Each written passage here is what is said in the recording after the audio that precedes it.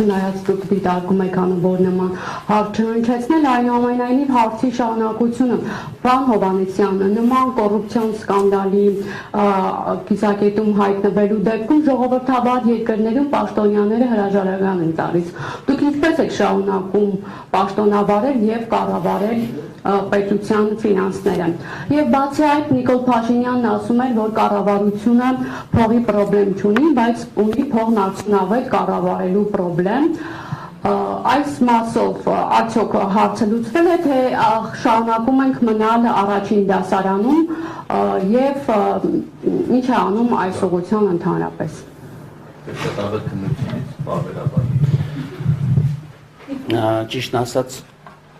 Ճիշտ ասած, ես չեմ համարում, որ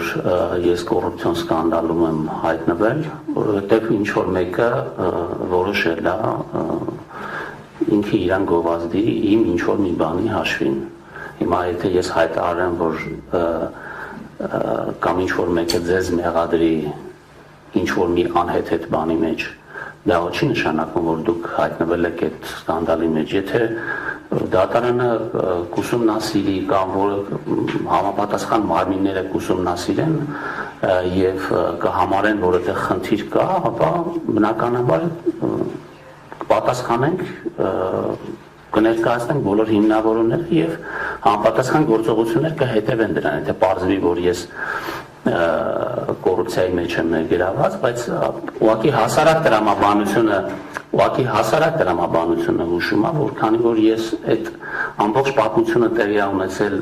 իմ պաշտոնավարումից առաջ, երբ որ ես ընդհանրապես չէի պլանավորում որ պետական պաշտոնն զբաղեցնել, արդեն դες պատասխանեցի, այսինքն պարզաբանեցի այդ հարցը, թե երբ ինչ պայմաններում է այդ ամեն ինչը տեղի ունեցել, հետեւաբար սա ուղղակի մի քիչ զարմանալի է իմ համար։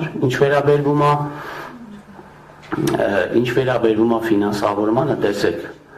մեր բյուջեն պլանավորվում է դեֆիցիտով։ Օրինակ 2025 թվականի համար մենք պլանավորել ենք 5.5% դեֆիցիտ։ Օրինակ ինչու դուք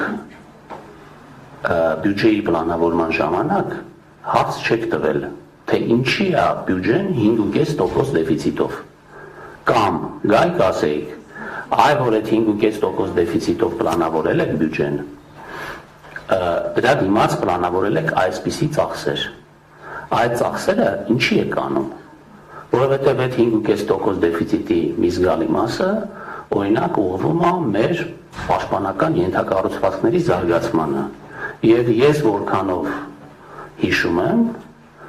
այդ ժամանակաշրջանում բոլորը ոգևորությամբ եւ հիացմունքով խոսում էին նրա մասին, թե Հայաստանը ինչքան է մեծացրել իր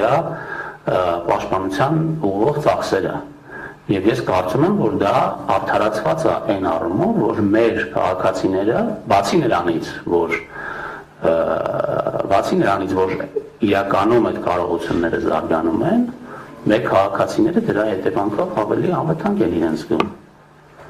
Եվ կառավարությունը եւ ազգային ժողովը որոշել են, որ այդ ծախսը եւ այդ պարտքը ներգրավելը արժի նման բանի համար, որովհետեւ դա բերելու է երկարաժամկետ խաղաղության Հայաստանին։